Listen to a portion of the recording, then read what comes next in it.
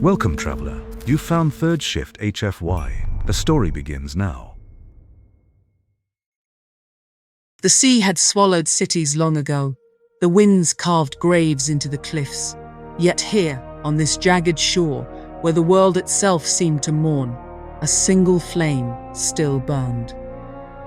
The lighthouse, a tower of rusted iron and crumbling stone, older than any still living. Its lantern flared against the storm, a defiant star dragging light through the endless night. They say it was built by the last of the humans, in their exile, to guide lost ships across the storming void. They say it was tended by hands that never faltered, even when all else failed. And they say it burns still, though flesh and time have withered, because the flame is not guarded by one alone. Inside the tower, a man stood by the roaring lantern. His beard was silver, his eyes hollowed by years, his hands scarred and blackened by oil and ash.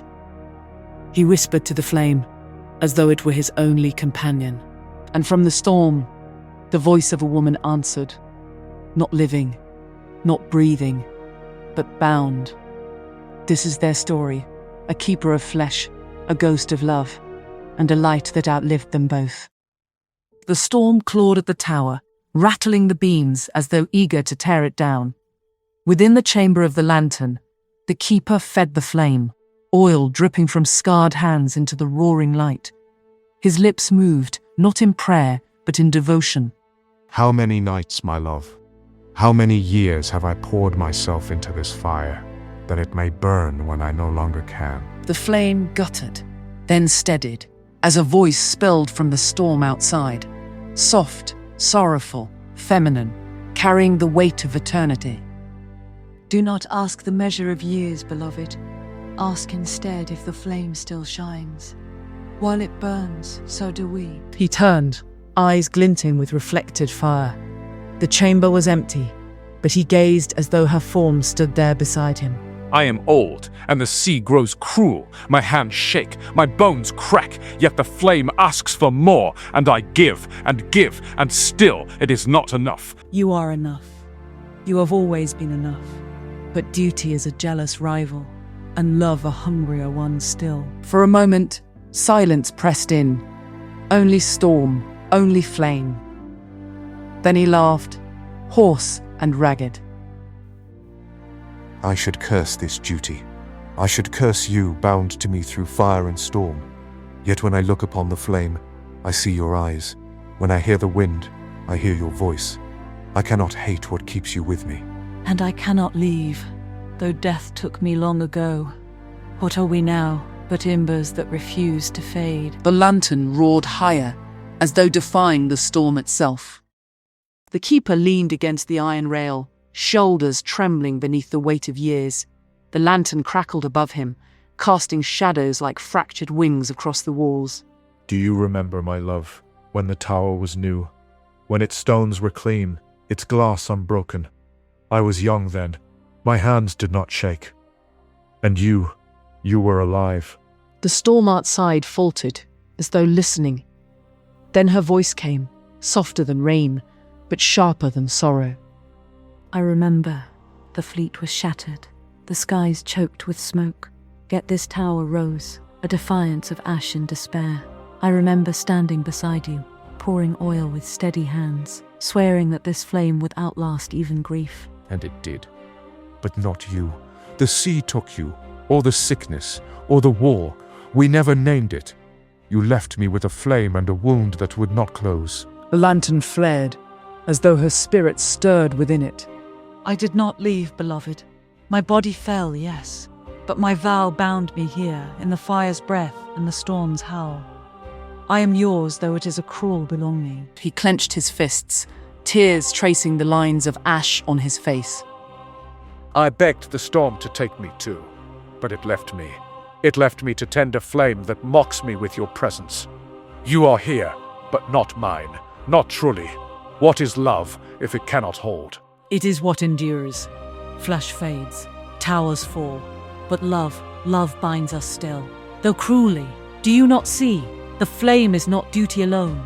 It is us, It is what remains. The wind howled through the broken panes, and the lantern roared higher, defying the storm's hunger.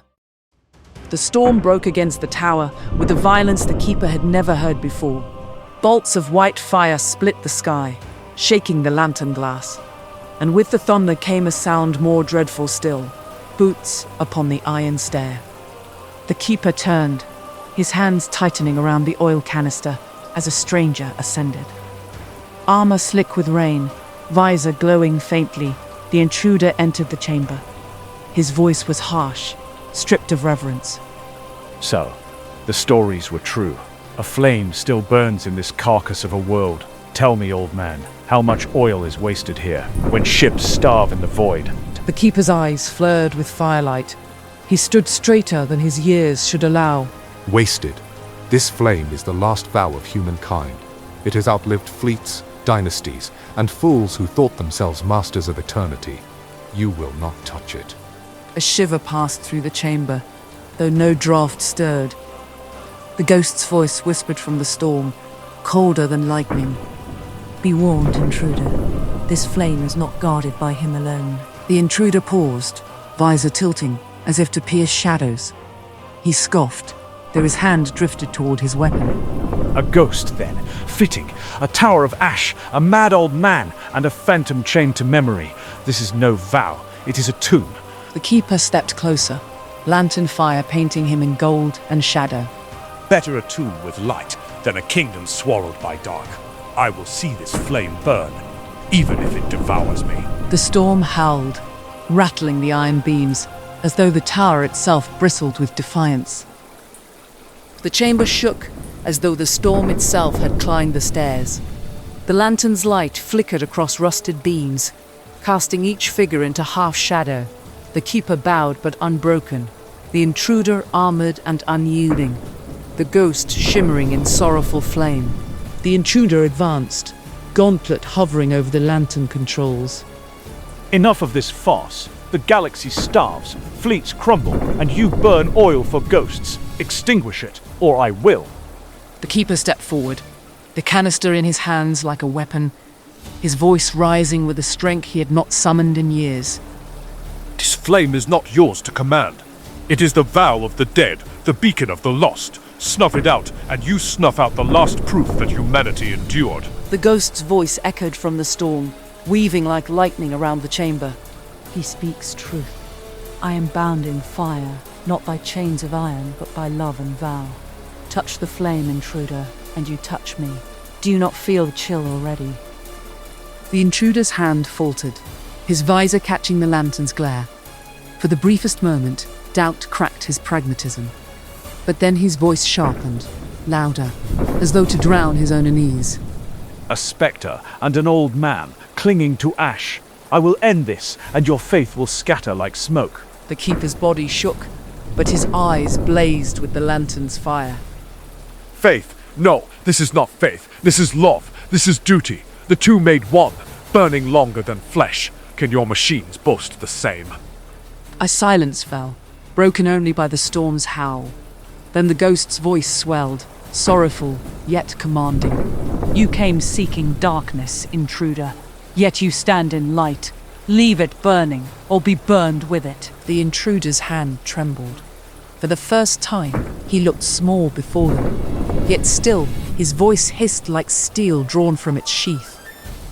Then let the storm decide. If it claims me, so be it. The intruder struck first.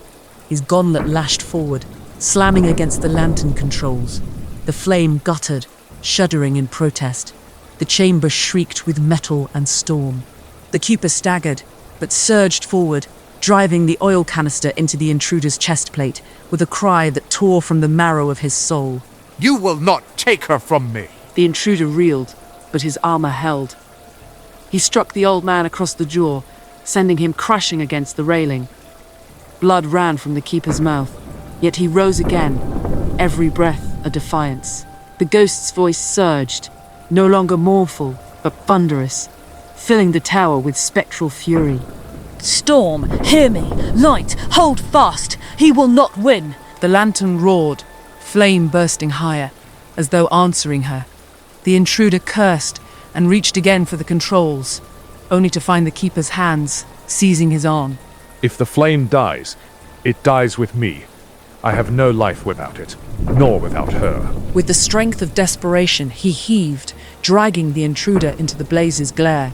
The flame caught the oil-soaked canister still clutched in the keeper's hand. A burst of fire leapt skyward, searing heat flooding the chamber. The intruder screamed, stumbling back into the storm through shattered glass. Whether the sea claimed him or the fire devoured him, none could say. The keeper collapsed before the lantern, his body broken, his breaths shallow. Yet the flame still burned, steady, unyielding. Beloved, you have given all, and still you burn. His lips curled into a faint, bloodied smile. Then let me burn with you.